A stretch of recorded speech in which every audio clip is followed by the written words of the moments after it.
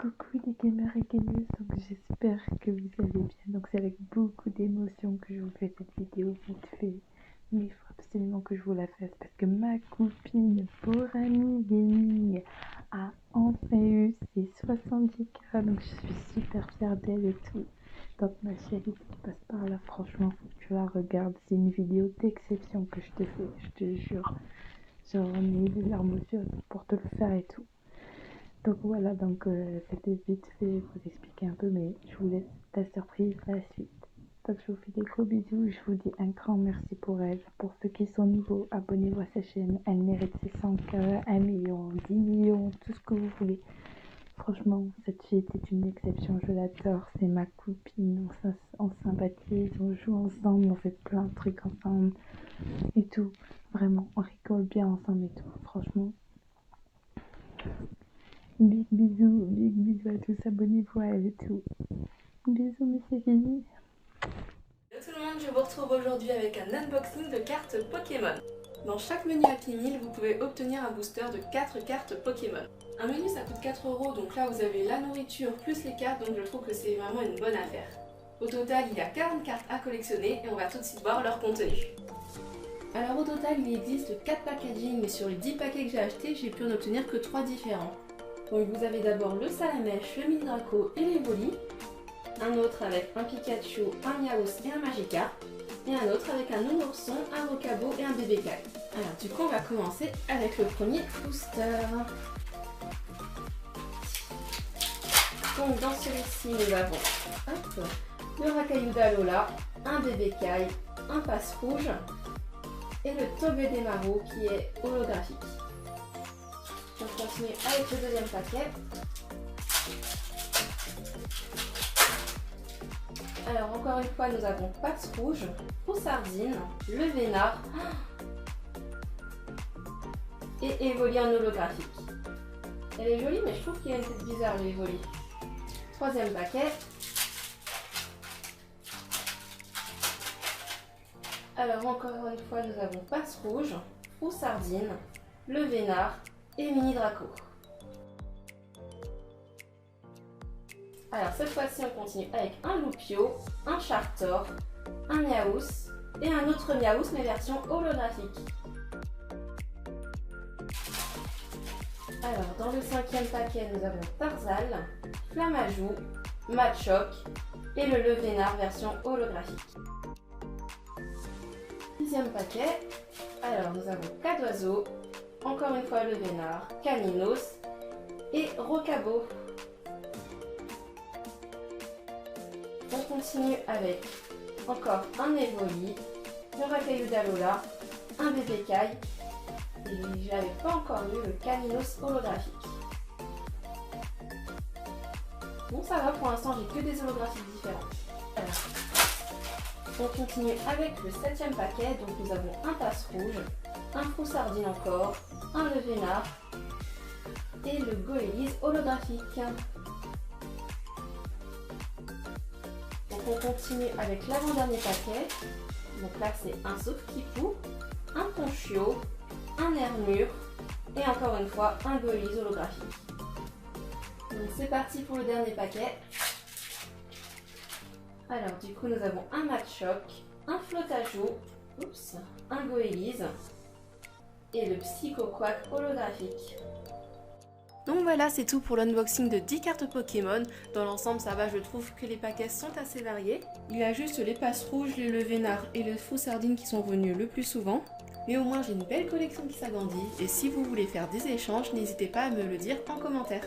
Si vous êtes intéressé pour en acheter, ils sont encore disponibles chez McDo. Et moi, je vous dis à très vite dans une prochaine vidéo. Bye bye!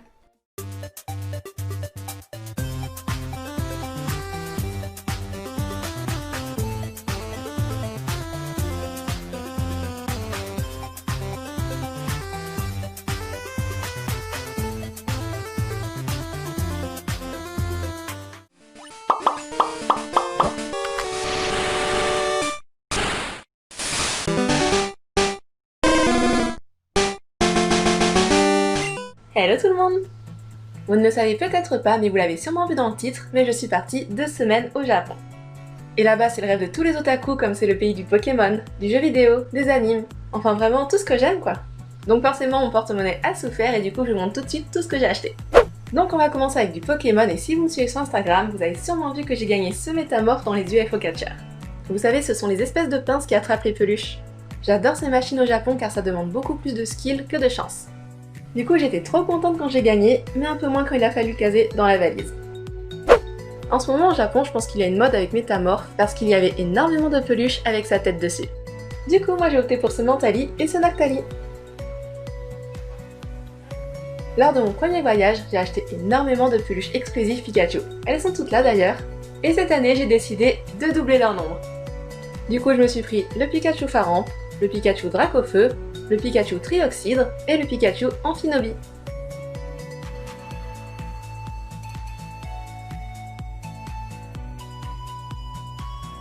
Je me suis pris aussi le Pikachu traditionnel avec son kimono.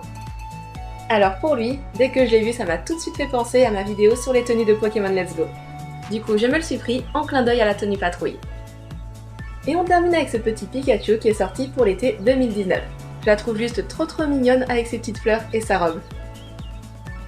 Du coup, c'est tout pour les peluches. Maintenant, j'aimerais vous montrer ce petit boîtier Mimikyu. Vous savez, ce sont les trucs qui bougent au contact de la lumière.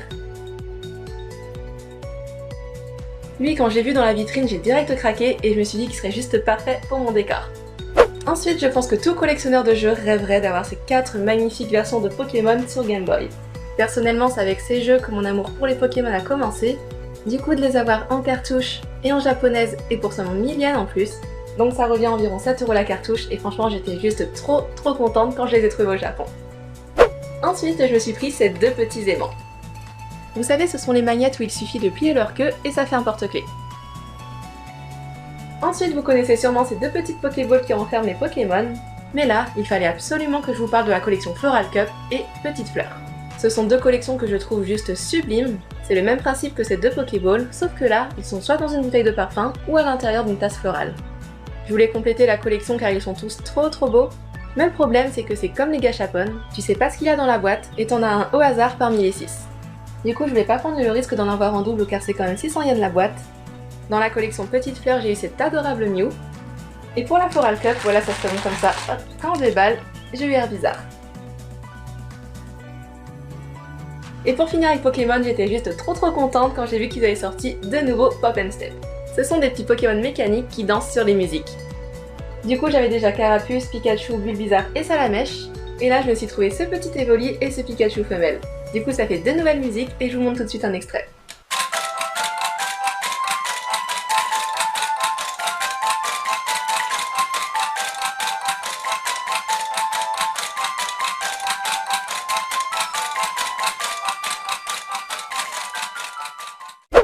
Une autre licence que j'adore énormément aussi, c'est Square Enix. Franchement, j'adore tous leurs jeux et j'ai d'ailleurs eu un gros coup de cœur pour Octopath Traveler qui est sorti l'été dernier.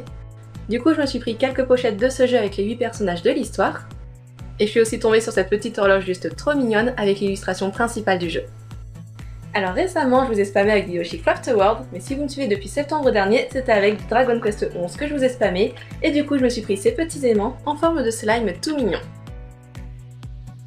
Alors quand je vais au Japon, j'achète principalement du Pokémon, du Square Enix, et là je peux vous dire qu'à Akihabara, je me suis bien lâchée sur tout ce qui est goodies animés. En plus avant d'y aller, j'étais en train de regarder Sword Art Online, voilà c'était mon anime du moment, et du coup quand j'ai eu cette magnifique figurine d'Alice, je ne pouvais que la prendre. Pour 2000 yens, elle est juste trop belle, je trouve que les détails de la robe sont juste ouf et en plus c'est un perso que j'adore. On continue avec toujours du SAO, où cette fois-ci j'ai pris Azuna, Lifa et Alice en petites serviettes. Bon, Alice en version adulte cette fois-ci sinon ce serait moins intéressant. Et j'ai repris les mêmes personnages mais cette fois-ci en version mariée. Ces figurines je les trouve juste trop magnifiques. C'est juste dommage qu'elles ont toutes la même robe et qu'il n'y a que la couleur qui change, mais bon pour 1000 yens ça les vaut largement. Et pour finir sur mes achats d'otaku, si vous avez la chance d'aller au Japon, vous verrez énormément de temples où il y a des emas d'accrochés.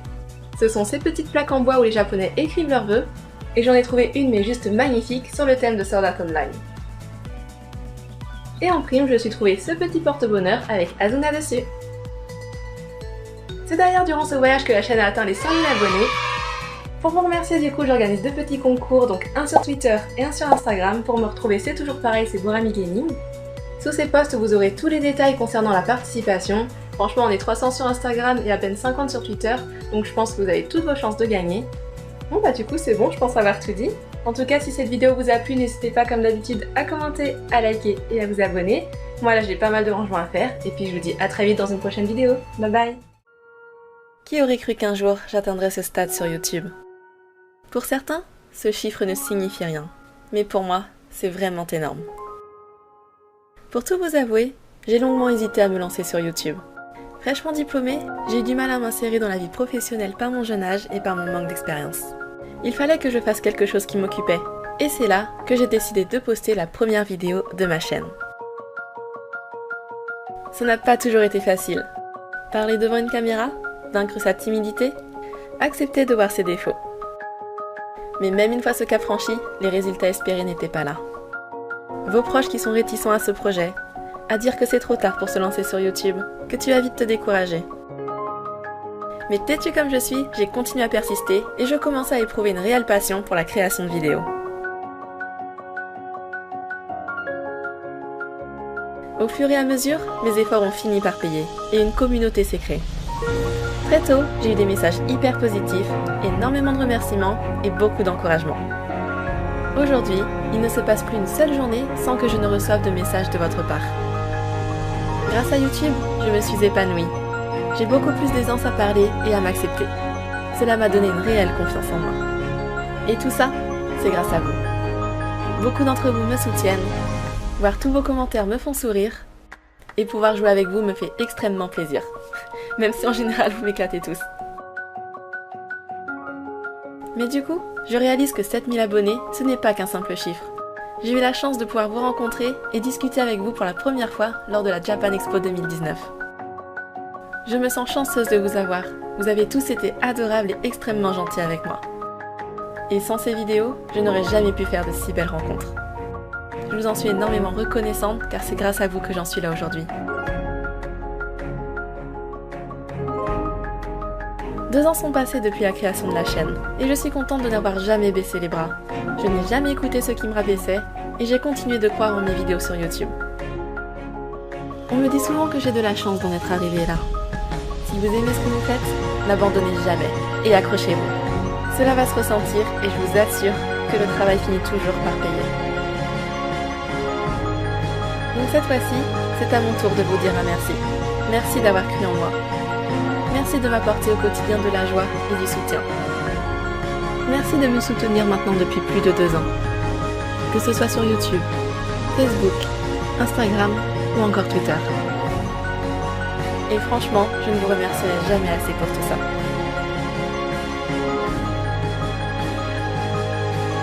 Grâce à vous, je suis plus que motivée à reprendre mes vidéos et ensemble, on atteindra ce nouvel objectif.